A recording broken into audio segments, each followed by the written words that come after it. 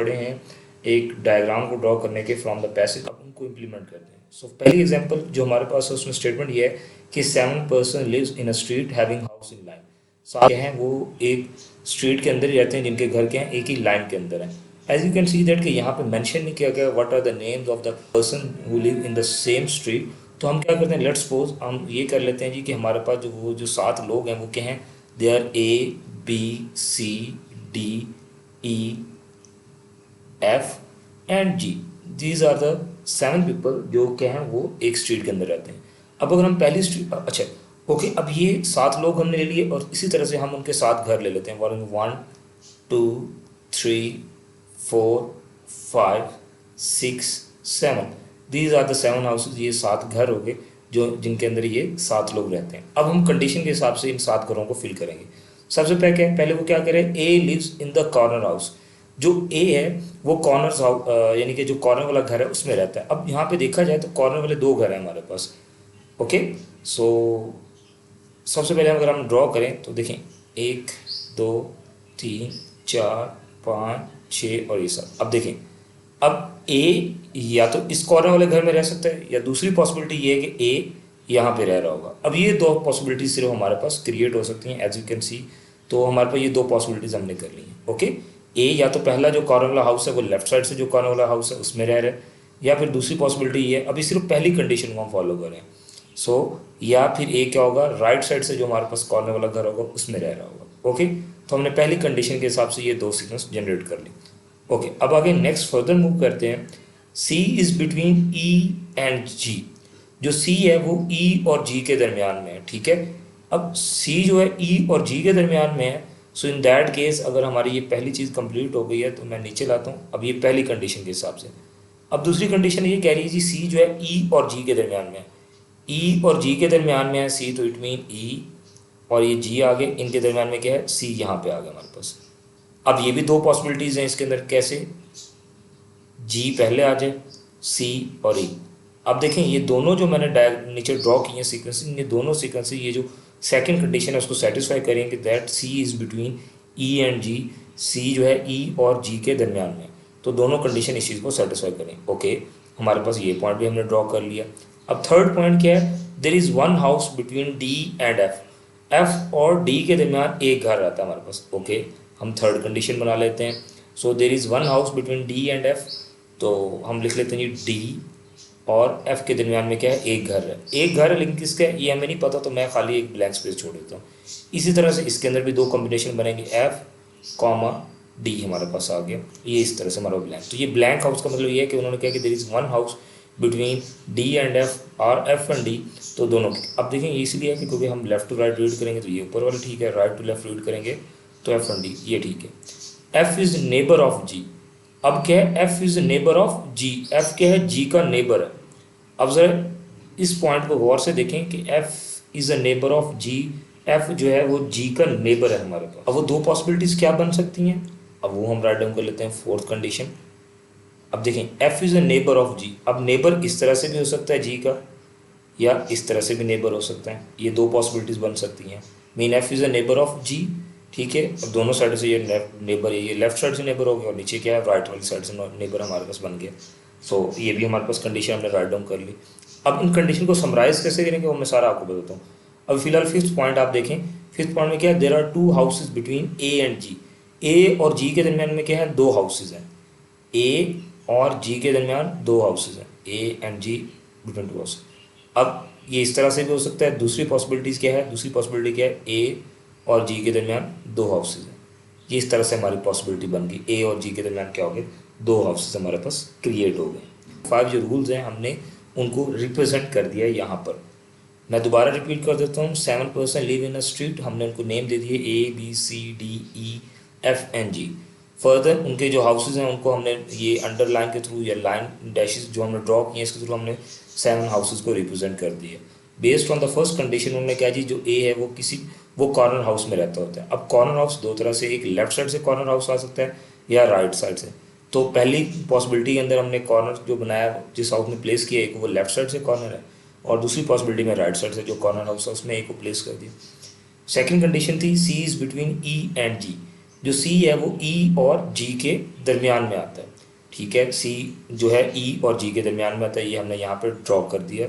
सी क्या है, between E and जी हमारे पास आ गया, ये सेंटर में हमने प्लेस कर दिया। सिमिलरली अब इसमें दो पॉसिबिलिटीज बनती है। सेकंड ये है कि जी हमारे पास लेफ्ट साइड पे आ जाए और ई राइट साइड पे, फिर भी अगेन सी के सेंटर में आ गया।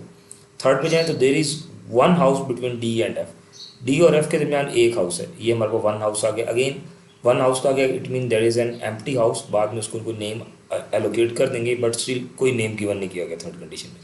तो ये भी दो पॉसिबिलिटी से हमने राइट डाउन कर लिया। F is neighbour of G, F क्या है, जी का नेबर है। एफ जी का नेबर लेफ्ट साइड से भी हो सकता है, एफ जी का नेबर राइट साइड से हो सकता है, ये हमने दोनों चीज़ें हाईलाइट कर ली। देन हमारा फिफ्थ पॉइंट था, there are two houses between A and G, A और जी के दरमियान क्या है, टू हाउसेज, हमने टू ब्लैंक हाउसेज यहाँ पे मार्क कर दिए। ओके हो गया। अगेन यहाँ पे भी दो पॉसिबिलिटीज हमारे पास बनी। सो यहाँ तक कोई कन्फ्यूजन हो आप लोग। लास्ट कंडीशन को अगर कंटिन्यू करें प्रीवियस वाली स्लाइड से ही, तो there are two houses between A and G, A और जी के दरमियान में क्या है, टू हाउसेज हैं, ठीक है। एक ये कंडीशन बनती थी और दूसरी जो कंडीशन हुई है बन रही थी हमारे पास जी ए, ठीक है। सो हम पहली कंडीशन को अगर लेके चलें कि there are two houses between A and G, ये दो हाउसेज आ गए, ठीक है। उसके बाद अगर हम ऊपर वाली कंडीशन पे आए तो सी is between E and G, C क्या है, ई एंड जी के दरमियान में। सो हम इसी के अंदर प्लेस कर लेते हैं, C is between A E and G, तो ई और जी के दरमियान में हमने क्या कर दिया, प्लेस कर दिया सी को। तो यहाँ से ये हमारे पास सेकंड आ गया, ये सेकंड रूल के हिसाब से आ गया, ठीक है। ये फिफ्थ रूल के हिसाब से हमने राइट डाउन कर लिया था। ओके, हम अब अरेंज करते जा रहे हैं, C is between E and G. Fourth rule को अगर फॉलो करें तो फोर्थ रूल हमें ये स्टेट करता है, अब देख ले क्योंकि इससे आगे हमारे पास पॉसिबिलिटी कौन सी बनी, वो एफ बनी। F is a neighbour of G, F क्या है, जी का नेबर है, तो एफ ए ई सी जी। अब एफ नेबर बनाने के लिए वी नो दैट कि हमारे पास जो सिर्फ स्पेस है वो क्या है, राइट साइड वाली, तो हमने यहाँ पे एफ को प्लेस कर दिया। तो ये हमारा क्या हो गया, फोर्थ रूल भी हमने प्लेस कर दिया। अब देखें फिफ्थ हो गया, सेकंड रूल हो गया और उसके बाद फोर्थ रूल हो गया। अब देखें A lives in the corner house, तो वो भी हमारे पास क्या है, ऑलरेडी सेटिस्फाइड है, वो हमारे पास लेफ्ट कॉर्नर पे हमने ए को प्लेस किया हुआ है। अब लास्ट पॉसिबिलिटी रहेगी वो क्या है, there is one house between D and F, ठीक हो गया। हम थर्ड वाला रूल लिखते हैं, ए ई सी जी एफ, एफ और डी के दरमियान एक हाउस है, तो हम डी और ये दरमियान में एक हाउस आ गए। ओके हो गया। सो कहानी दोबारा मैं रिपीट करता हूँ कि यहाँ फोर्थ स्टेटमेंट के बाद हमारे पास लास्ट स्टेटमेंट थी ये थर्ड वाली, जो कि ये स्टेट करते हैं there is one house between D and F, F और डी के दरमियान में क्या है, एक हाउस आता है। तो हमने क्योंकि ऑलरेडी एफ लिख लिया था तो हमें पता है डी उसके बाद ही आएगा, तो दरमियान में एक एम्प्टी हाउस हमने प्लेस कर दिया।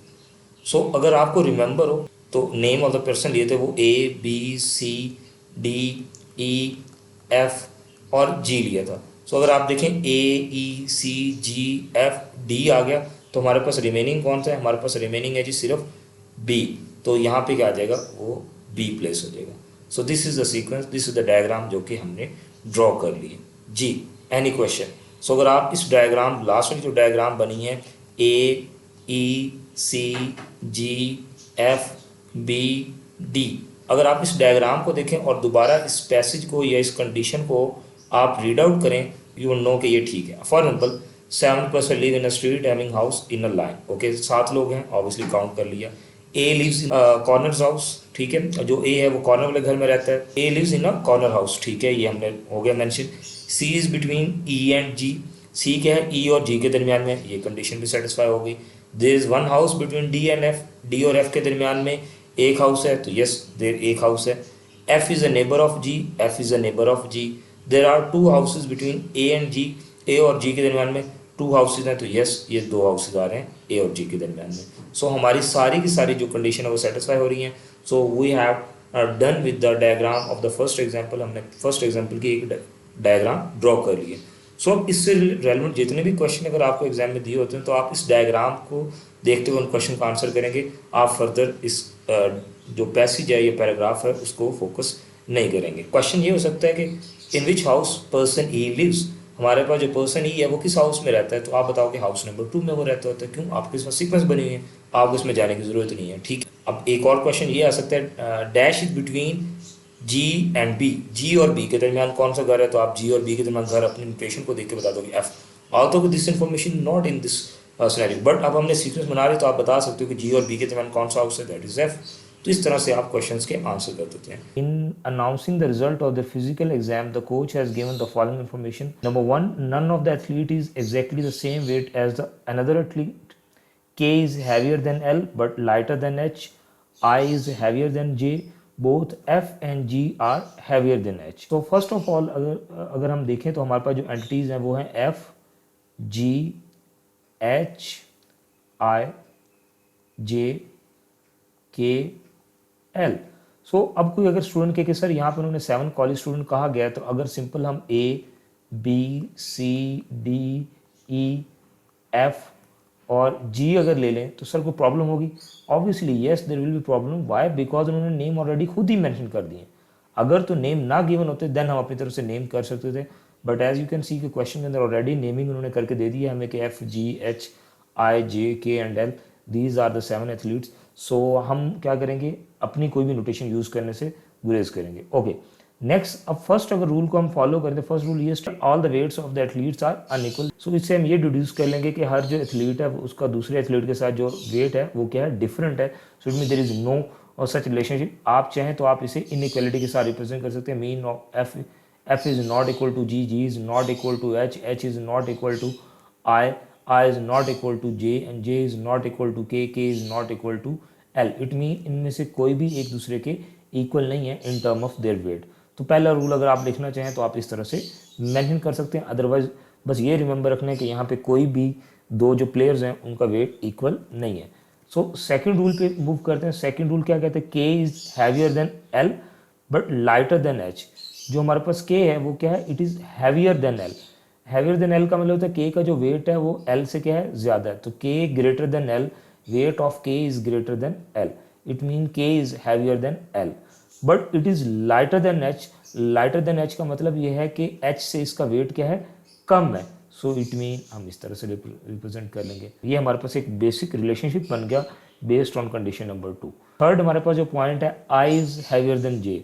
आई क्या है, जे से हैवियर है. तो it mean I is greater than J. I क्या है, जे से ग्रेटर है. Both F and G are heavier than H. F और जी जो दोनों हैं वो क्या हैं, एच से हैवियर है. सो इट मीन अगर एच से हैवियर है so it mean F is F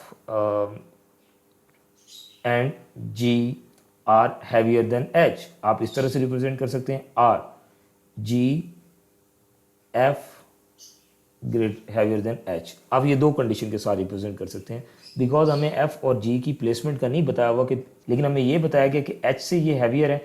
तो आप क्या कर सकते हैं, इस तरह से रिप्रेजेंट कर सकते हैं, F is greater than G and G is greater than H. So both cases में एफ और जी क्या है, हैवियर देन एच है. या दूसरी कंडीशन ये है कि G is greater than F and F is greater than H. Again इस सिनेरियो में भी देखें तो जी और एफ जो दोनों हैं वो क्या है, हैवियर देन एच हैं. वो दोनों एच से क्या है, हैवियर होंगे हमारे पास. सो यहाँ तक कोई क्वेश्चन हो, हमने सारे जो रूल्स हैं वो सारे के सारे राइट डाउन कर लिए हैं. तो अब मूव करते हैं टूवर्ड द फाइनल कि हम इन्हें अरेंज किस तरह से कर सकते हैं.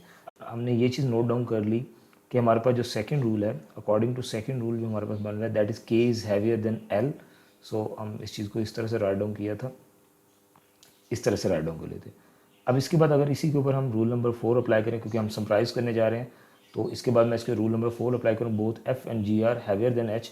सो F and G are heavier than H, तो it mean F is greater than G, G is greater than this whole term. ठीक है, ये बाकी सीक्वेंस एज इट इज़ आ जाएगी.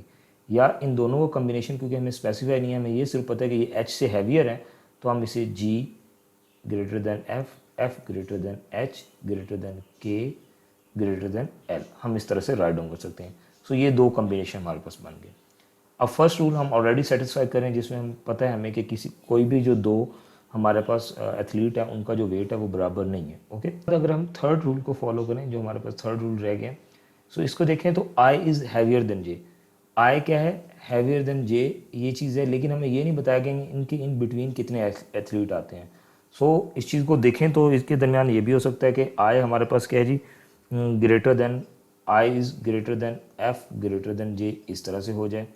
इस तरह से राइट डाउन कर सकते हैं. या फिर हमारे पास ये हो सकता है I greater than J greater than क्या हो सकता है, हमारे पास जी आ जाए. ठीक है, एक ये सिनेरियो बन रहा है. या इसके अलावा ये हो सकता है I greater than H greater than K greater than J. ये हमारे पास सिनेरियो बन जाए। सो इट मीन आई और जे एक दूसरे से ग्रेटर हैं, लेकिन उनके दरमियान में कितने नंबर ऑफ एथलीट आते हैं या नहीं भी आते उनका हमें नहीं बताया गया, ठीक है। सो उसके हिसाब से हमने कुछ अजम्पशन जो है वो क्रिएट कर लिए हैं कि ये अजम्पशन हो सकती हैं, ठीक है। वो अजम्पशन हमने राइट डाउन कर लिए कि simple I is greater than J, या फिर ये होगा I greater than F, F greater than J, I greater than J, J greater than G, I greater than H, H greater than K greater than J, जो भी लिख लें। इसके अलावा भी कई कम्बिनेशन बन सकते हैं। These are some of the combination जो मैंने लिखे हैं जो इस चीज़ को सेटिस्फाई कर रहा है कि आई और जे ग्रेटर है, बस, ठीक है। सो आपने भी इस चीज़ को फॉलो करना है कि हमें क्या चीज़ प्रोवाइड की गई है। अब इन चीज़ों को अगर आपने माइंड में रखा हुआ है तो हम नेक्स्ट इसके कुछ क्वेश्चन पे मूव करेंगे, जहाँ पे हम क्या करेंगे, क्योंकि अब हम एक कंडीशन ऐसी है जिसके बारे में सर्टेन नहीं है कि हमारे पास कौन सा कम्बिनेशन बनेगा। सो इट मीन ये जो है ये पार्शियल हमें कंडीशन दी गई, ये पार्शियल कंडीशन तब कंप्लीट होगी जब हमारे पास क्वेश्चन में हमसे कोई एक कंडीशन प्रोवाइड की जाएगी क्वेश्चन में, तब जाके ये कंप्लीट कंडीशन बनेगी। ओके, अब हम अपनी एग्जाम जो क्वेश्चन नंबर 1 है एग्जाम्पल नंबर 2 से रिलेटेड उसे सॉर्ट आउट करते हैं। So as we already know that कि हमारे पास जो सीक्वेंस बनी थी वो ये बनी थी जी, F is greater than G, G is greater than H, H is greater than K and K is greater than L are heavier. ये चीज़ हमने बनाई थी। या इसी के अंदर हमने एक और कंडीशन बताई थी, बिकॉज एफ और जी की बारे में हमें सिर्फ ये बताया गया था कि they are heavier than H. तो दूसरा सिनेरियो जो बन सकता है वो ये है कि G is heavier than F, F is heavier than H, H is heavier than K and K is heavier than L। ये हमारे पास सिनेरियो बन सकता है। और एक थर्ड जो रूल गिवन था वो ये था कि I is greater than J, it mean I J से ग्रेटर हो, प्लेस जहाँ मर्जी कर दें, बिकॉज के बारे में कोई कंडीशन में ऐसे दी नहीं हुई थी। सो अब क्वेश्चन क्या है, each of the following could be true except. So इनमें से इट मीन इनमें से हमने एक जो रॉन्ग ऑप्शन है उसे हमने आइडेंटिफाई करना है। Out of these 5 option 4 will be correct. हमने एक जो रॉन्ग है हमने उसे आइडेंटिफाई करना, ठीक है। ये क्वेश्चन काइंडली देख लिया करें। सो पहली अगर हम चीज़ को देखें कि F is the heaviest, F heaviest है तो yes F could be the heaviest, तो ये तो ट्रू है। ओके, ये चीज़ नहीं हो सकती। जी इज़ द हैवीएस्ट, यस हमारे पास जो आर वाला कॉम्बिनेशन बताया उसमें एक जगह ऐसी भी है जहाँ पे जी हैवीएस्ट हो जाए, ठीक है। Okay, I is the heaviest, I heaviest होता है, तो वी नो दैट कि आई इज़ ग्रेटर देन जे, लेकिन हमें पता नहीं है कहाँ प्लेस कर सकते हैं। तो इट मीन कि हमारे पास एक्सेस है कि अगर हम आई और जे को स्टार्ट में प्लेस कर दें, सो अगर मैं आई और जे को स्टार्ट में प्लेस कर देता हूँ सीक्वेंस के, so it mean in that case I is the heaviest, तो ये भी एक पॉसिबिलिटी बन रही है। तो इट मीन ये तीनों स्टेटमेंट ट्रू हो गई हैं। नेक्स्ट क्या है, डी। अब डी क्या कह रहे हैं जी, अब एक पॉसिबिलिटी थी मैं आई और जे को स्टार्ट में प्लेस कर लूँ। अब क्या करते हैं हम, यही जो सीक्वेंस हमने लिखी है, F greater than G greater than H greater than K greater than L. अब एक पॉसिबिलिटी हमने ये बताई कि I greater than J put हम स्टार्ट में पुट कर दें।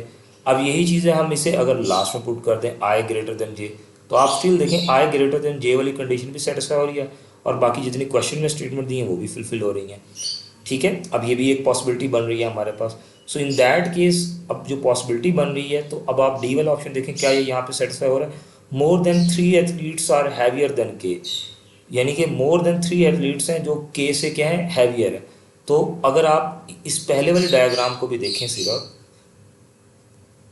देखें के से हैवियर, इट मीन एच के से हैवियर है, एफ के से हैवियर है और जी के से हैवियर है, ठीक है। अगर ऊपर वाला भी ले लें उस केस के अंदर भी एच, जी और एफ, तो there are 3 athletes which are heavier than K. So it mean ये कंडीशन भी हमारे पास क्या हो रही है, ये भी सेटिस्फाई कर रही है। सो अब लास्ट कंडीशन पे आ जाते हैं, वो कहते हैं more than 3 athletes are lighter than K, 3 से ज़्यादा, मोर देन 3 एथलीट मीन 3 से ज़्यादा, यानी 4-5 हो सकते हैं। लेकिन अगर हम अपना कम्बिनेशन देखें तो पहले 2 कम्बिनेशन के अंदर तो एक एथलीट है जो के से क्या है, लाइटर है। अगर लास्ट वाले भी ले आए मैक्सिमम जो है उसमें भी और देखें तो के से जो लाइटर हैं यानी जिनका के से कम वेट है वो 1, 2, 3 है, मीन मैक्सिमम 3 है।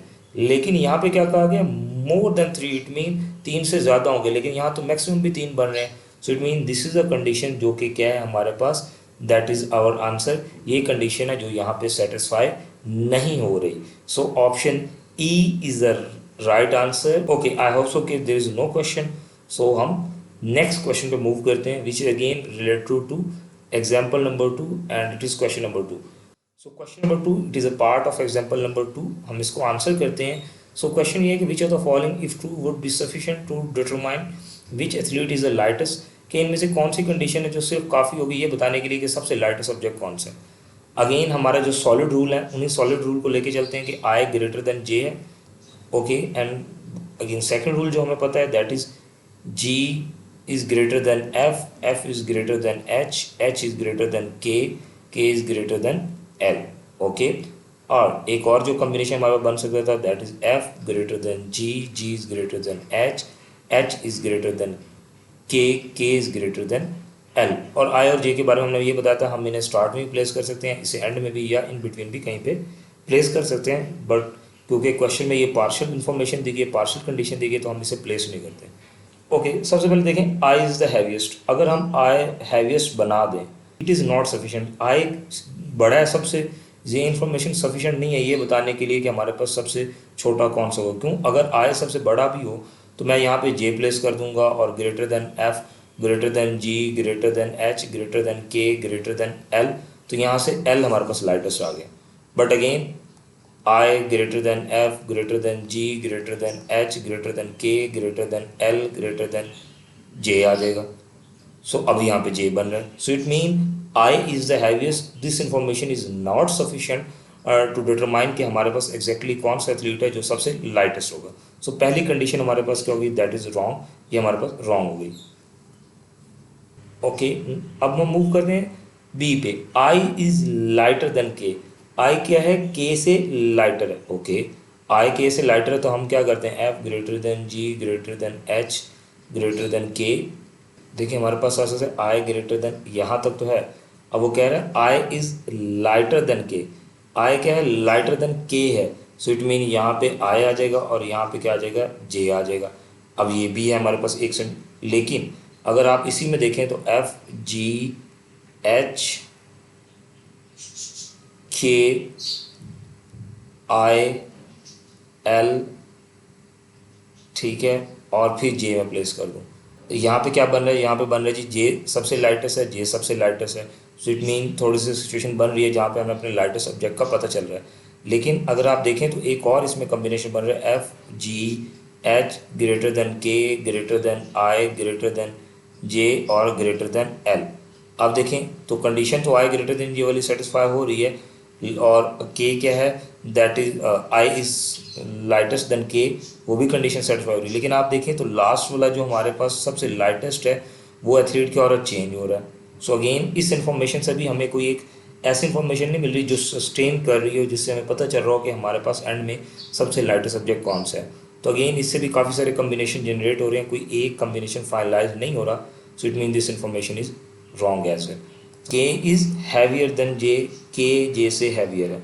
सो हम लिखते हैं एफ जी एच, यहाँ पे आ जाएगा आई, यहाँ पे आ जाएगा जे। आपको कहा है ना कि उसने कि एच इज़ हैवियर देन जे, तो एच हैवियर देन जे इस तरह से भी आ सकता है आपके पास। और ग्रेटर देन क्या आ जाएगा, के ग्रेटर देन एल। अब यहाँ पे हमारे पास क्या आ गया, लाइटर सब्जेक्ट एल बन रहा है। लेकिन इसी इन्फॉर्मेशन को मैं दोबारा रिप्रेजेंट करूँगा, मीन अब याद रखिएगा ये कर रहे हैं, F greater than G, greater than H, greater than क्या आ सकता है हमारे पास, के आ सकता है, ग्रेटर देन एल आ सकता है, ठीक है, ग्रेटर देन आई आ सकता है, सॉरी ये साइन हमने invert, okay, greater than I आ सकता है, ग्रेटर देन जे आ सकता है, ठीक है। अब इसमें भी ये वाली जो सिचुएशन बताई गई, के इज़ हैवियर देन जे, तो अब देखें के हैवियर देन जे है, लेकिन अगेन जो लास्ट वाला हमारा एलिमेंट है वो दोबारा चेंज हो गया। अगेन यहाँ से भी कोई एक परसिस्टेंट, एक परमानेंट लास्ट वाला एथलीट या लीस्ट वेट वाला एथलीट नहीं मिल रहा हमें। सो इट मीन ये भी ऑप्शन परसिस्टेंट नहीं हो सकता, सिर्फ ये डिटरमाइन करेगी कि हमारा जो लाइटेस्ट एलिमेंट है वो कौन सा है। अब हम देखते हैं कि जे इज़ हैवियर देन के, क्या है, जे क्या है, के से हैवियर है। अब जे के से हैवियर है तो इट मीन कि आई अगर हम स्टार्ट में ही प्लेस कर लें, I greater than F, greater than G, greater than H, so it mean जो हमारे पास जे होगा उसे हमने के से पहले प्लेस करना ही करना है। सो ये आ जाएगा यहाँ पे इस तरह से, के हमारे पास क्या आ जाएगा, एल आ जाएगा, ये हमारे पास चीज़ आ गई। और अगर आप फिर इसे I greater than J, greater than F, greater than G, greater than H, greater than K, greater than L, ठीक है, अब भी करें। लेकिन अब देखें, अब दोनों सिचुएशन के अंदर हमारे पास जो एल है वो एज इट इज़ मूव कर रहा है, एज इट इज़ कांस्टेंट है, परसिस्टेंट है ऑन इट्स स्पेस। हमारे पास जो पूरा स्क्वाड दिया गया, पूरी जो टीम दी गई है, उसके अंदर जो लाइटेस्ट एथलीट है वो इस कंडीशन के थ्रू हमारे पास सेट कर सकते हैं। अगर हम अपनी जो सीक्वेंस है उसे बाउंड कर दें कि हमारे पास जो जे है वो क्या है, हैवियर देन के है, तो इट मीन आई और जो जे होंगे वो के से पहले आ जाएंगे, ठीक हो गया। और बाकी जो सिचुएशन होगी वो बाकी एज इट इज़ रहेगी, तो इट मीन एल हमारे पास क्या होगा, वो लास्ट वाला ये सबसे लाइटेस्ट एथलीट काउंट होगा। So option D is the accurate one, जो ऑप्शन डी है वो हमारे पास क्या होगा, एक्यूरेट कंसिडर होगा। आई होप सो कि आप लोगों को आइडिया हुआ हो, but in case if you have any confusion आप इस चीज़ को रिपीट करके दोबारा स्टार्ट से, I mean to say that आप एग्जाम्पल 2 से स्टार्ट करें जहाँ हमने कंडीशन बिल्ड की, और फिर आगे देखें कि हमने क्वेश्चन नंबर 2 को किस तरह से सॉर्ट आउट किया।